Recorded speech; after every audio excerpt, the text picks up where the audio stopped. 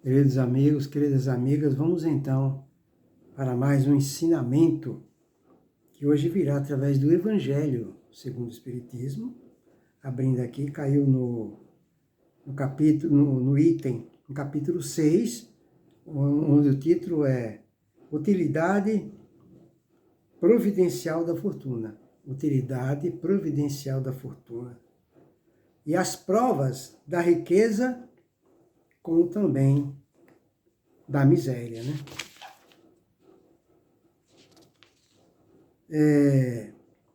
Ou seja, deixe-me ver, vamos falar, é o item 9, reconsiderando, é o item 9, Instruções dos Espíritos e a verdadeira propriedade. Então, os Espíritos vão nos dar uma instrução, não é? Sobre a nossa verdadeira propriedade, certo? Porque nós chegamos aqui sem nada e vamos retornar para o nosso verdadeiro local de origem também sem nada. Então, qual seria a nossa verdadeira propriedade? É sobre isso que os mensageiros de Jesus vão nos orientar, nos instruir a respeito dessa verdadeira propriedade. Ele começa nos dizendo: o homem não possui senão o que pode levar deste mundo. Repetindo, o homem não possui de seu senão o que pode levar deste mundo. Então, a única propriedade que nós temos é aquela que a gente pode levar desse mundo. Muito bem. O que encontra ao chegar e o que deixa ao partir, goza durante sua permanência. Mas, uma vez que é forçado a abandoná-lo, dele não tem senão o gozo, e não a posse real. Tá vendo? Que possui ele, pois? Então, o que ele possui? Chegou aqui, a coisa que ele possui é o gozo, as coisas que ele passou, não é? As situações que ele passou, as peripécias que ele passou, mas ele pode levar? Aí ele fala, nada daquilo que é para uso do corpo, ele não pode levar. Tudo que é de uso da alma, ele não leva nada que é uso do corpo, mas tudo aquilo que pertence à alma. Aí ele fala a inteligência, os conhecimentos, e as suas qualidades morais. Eis o que traz, e eis o que ele leva. O que não está no poder de ninguém lhes tirar. O que lhe servirá mais ainda no outro mundo do que neste. Né? Dele depende ser mais rico em sua partida do que em sua chegada. Então, cabe a nós outros, não é, adquirir valores, não é, quando retornarmos, mais do que quando a gente chegou. Nós não podemos retornar para o nosso verdadeiro local de origem da mesma forma que chegamos aqui. A gente tem que chegar investindo em valores, né? Aí ele fala, seria a mesma coisa de uma pessoa que sai do Brasil, por exemplo, que é um país considerado terceiro mundo, para um país da Europa, por exemplo, que a pessoa sai daqui com a finalidade de progredir materialmente. Essa é a finalidade, esse é o objetivo. Então, mas já pensou se a pessoa chega lá e fica na ociosidade? Todo bem que ela adquire vai ser só para curtir a vida? Quando ele retornar para o Brasil, vai retornar do mesmo jeito que foi. Uns voltam até pior. É exatamente isso que acontece com todos nós.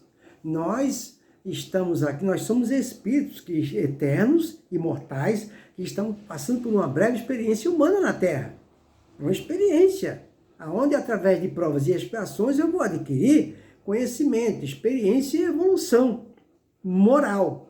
Então, quando eu retornar para o meu verdadeiro local de origem, que é o universo, então eu tenho que retornar com algo na minha bagagem, né, de progresso.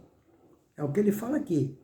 Dele depende ser mais rico em sua partida do que em sua chegada, assim, quando retornar. Porque daquilo que tiver adquirido em bem, depende de sua posição futura. Quando um homem vai para um país longínquo, compõe a sua bagagem de objetos que têm curso nesse país. Mas, quando se carrega dos que lhe seriam inúteis, né? Fazei, pois, o mesmo para a vida futura, e fazei provisão de tudo que poderá nela vos servir. Ao viajor que chega a uma estalagem, uma hospedagem, né? Um hotel, se dá um belo alojamento, se o pode pagar. Aquele que pode pouca coisa, se dá um menos agradável. Quanto aquele que nada tem, vai deitar sobre a palha, vai deitar na rua, né? Ou num local menos confortável. Assim ocorre com o homem na sua chegada ao mundo dos espíritos. Seu lugar ali está subordinado ao que tem, mas não é com ouro que se paga. Não se lhe perguntará quanto tinhas sobre a terra, que posição nela ocupava, né? Eres príncipe ou operário? Isso não será perguntado quando a gente retornar para o nosso verdadeiro local de origem. Qual é a nossa posição social na terra? Era rei, era governador, era presidente? Não, nada disso. Quantos bens você tinha? Você era rico, você era pobre? Não. Né? Mas pelo contrário, lhe será perguntado, o que dela trazeis? Não se computará o valor dos seus bens, nem dos seus títulos, mas a soma de suas virtudes. Ora, a esse respeito, o operário pode ser mais rico do que um príncipe, ou um empresário milionário.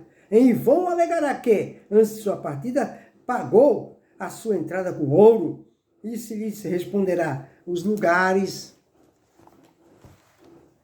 aqui não se compram, eles se ganham pelo bem que se faz, ou pelo bem que fez.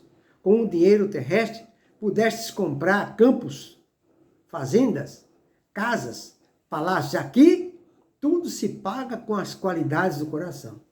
Sois rico dessas qualidades? Isso será perguntado para nós, né? Sede bem-vindos e ide ao primeiro lugar, onde todas as felicidades vos esperam. Sois pobre? Ide ao último, onde sereis, não é, tratado em razão do que tendes. Os bens da terra pertencem a Deus, que os dispensa à sua vontade. E o homem dele não é senão o usufrutuário, o administrador mais ou menos íntegro e inteligente. Eles são tão pouco a propriedade individual do homem, porque Deus frequentemente frustra todas as previsões, que a fortuna escapa daquele que a crê possuir pelos melhores títulos. Direis, talvez, que isso se compreende para a fortuna hereditária, mas que não ocorre o mesmo com aquela que se adquiriu pelo trabalho. Sem nenhuma dúvida, não há uma fortuna legítima. É esta, quando adquirida honestamente, porque uma propriedade não é legitimamente adquirida, senão quando, para a possuir, não se fez mal a ninguém. Será pedida a conta de uma moeda mal adquirida em prejuízo do outro, mas, de fato, de um homem dever sua fortuna a si mesmo. Leva mais dela, em morrendo, os cuidados que ele toma em transmiti-la aos seus descendentes, não são frequentemente supérfluos? Porque se Deus não quer que ela lhes chegue às mãos, nada poderá prevalecer contra a sua vontade. Pode dela usar e abusar impunemente durante sua vida, sem ter contas a prestar? Não, em lhes permitindo adquiri-la, Deus pode querer recompensar nele, durante esta vida, seus esforços, sua coragem, sua perseverança. Mas, se não a fez servir, senão a satisfação de seus sentidos ou de seu orgulho. Se ela se torna uma causa de queda em suas mãos, melhor fora que ele não a possuísse, perder de um lado o que ganhou do outro, anulando o mérito de seu trabalho quando a deixar sobre a terra. Deus lhe dirá que já recebeu a sua recompensa. Muito bem. Então, ficou aí para nossa reflexão, né? Esse ensinamento. Porque, para que todos nós possamos fazer uma reflexão. Nós chegamos na Terra, nós não somos daqui. Nosso verdadeiro local de origem é o universo. Deus nos criou no universo. Nós somos espíritos imortais que estamos aqui na Terra, passando por uma breve experiência na Terra. Não é? E ao chegar aqui na Terra, nós temos que ficar focados no trabalho que todos nós temos que realizar concernentes aos principais itens que fazem parte do nosso planejamento encarnatório. Mas acontece que quando a gente chega aqui, a gente perde esse foco e se deixa influenciar pelas tradições, pela cultura e pela lavagem cerebral que a gente sofre. Quando chega aqui na Terra, a gente sofre uma imposição de nossa sociedade que nos tira do verdadeiro foco. E aí faz com que a gente se volte, inverta os verdadeiros valores. A gente passe a lutar com todas as forças para adquirir bens materiais. Jesus foi tão claro quando ele nos diz: buscai primeiramente o reino de Deus e sua justiça. Todo o resto vos será acrescentado. Mas a gente, quando chega aqui, a gente já traz esse conhecimento, essa orientação lá do plano espiritual do nosso verdadeiro local de origem. Só quando a gente chega aqui, a gente recebe uma lavagem cerebral, uma outra cultura, uma outra tradição da nossa sociedade, nos impondo, nos obrigando, inclusive, às vezes, a inverter esses valores, ao invés de eu buscar a elevação do meu sentimento, da minha moralização. Não, a gente procura, inverte esses valores e dá prioridade para as coisas, o progresso material, para as coisas do mundo. A gente se esquece que chegou aqui sem nada e vai voltar sem nada. Então, o que adiantou? É por isso que tem tantas pessoas que trabalham a vida inteira alegando que é para deixar os bens para o seu filho. Sabe?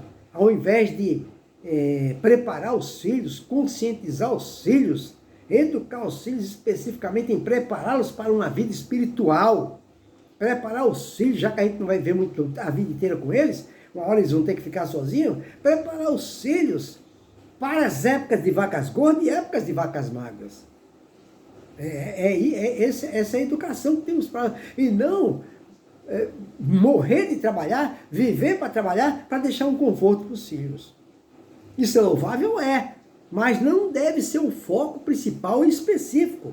O nosso foco principal e específico é o trabalho que temos que realizar concernente aos principais itens que faz parte do nosso planejamento encarnatório.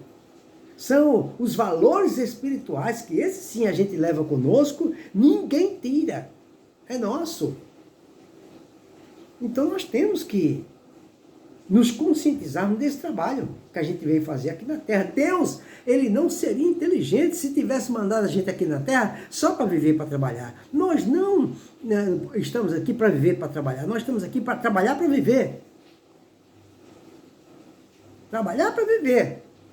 O nosso verdadeiro foco é a nossa evolução espiritual, nos tornarmos melhores, ter mais paciência, mais fé, resignação, complacência, transigência, humildade, empatia, resiliência. É isso. Por exemplo, todos nós aqui na Terra, não vamos generalizar, mas 95% da nossa sociedade tira nota 0 em se tratando de convivência, de relacionamento. Nós, nesse quesito, são muitos poucos que tiram nota 10. Ora, se eu sei, e Deus, inclusive, me mandou na Terra, mandou a gente na Terra, para que a gente tire nota 10 nesse quesito.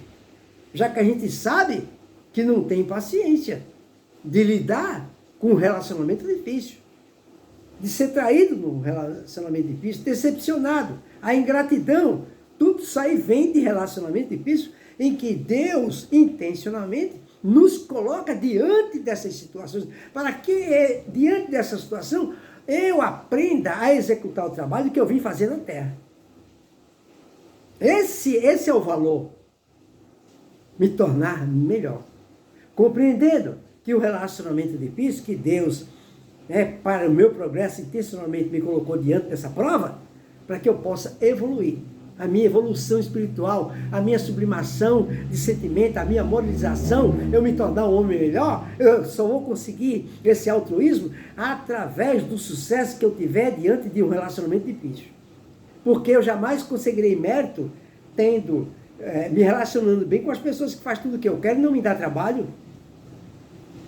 O mérito está em superar, suplantar, sobrepujar os obstáculos. E o relacionamento difícil é um obstáculo que eu tenho que superar. Mas não superar o outro tentando mudar o outro. Quem tem que mudar sou eu. Não é o outro. O outro nem Deus pode mudar ele. Porque ele está agindo assim por causa do estágio evolutivo atual que ele se encontra. Agora eu, por saber, por entender que sei mais que ele, então cabe a mim, nos momentos em que a pessoa me prejudicar, eu estou consciente, eu estou com a lucidez necessária, eu entendo que ele me prejudicou, eu sei que eu estou com a razão, eu tenho que provar para mim mesmo, para minha própria consciência, que eu estou evoluindo. Como é que eu vou entender, saber que eu estou evoluindo? Mesmo sabendo que o outro me prejudicou, mesmo sabendo que eu estou com razão, eu ainda tenho que compreender, entender, me apiedar, utilizando-me da alteridade, da empatia, ainda pedir desculpa para a pessoa que me prejudicou. Isso sim é evolução espiritual. Aí sim, eu estou começando a cumprir com meus deveres e obrigações concernentes à finalidade de minha existência aqui na Terra, que é entender o outro, compreender o outro, entender que o outro está agindo assim por pura ignorância, está agindo assim não por ser mal, mas por causa do estágio evolutivo atual em que ele se encontra. Isso sim é o que a gente vem fazer na Terra. Esses são os verdadeiros valores que nós temos que adquirir aqui na Terra. E não, especificamente, viver para trabalhar, para viver mais confortavelmente, para deixar um bem-estar melhor para os meus filhos. Não. Nós estamos aqui para preparar, nos prepararmos e automaticamente preparar aqueles que estão em nossa família, não é? Fazendo-os entender a verdadeira finalidade da existência de cada um aqui na Terra. Então fica aí para a nossa reflexão, este ensinamento que está no capítulo 14, o desprendimento dos bens da Terra. Que Jesus nos abençoe a todos.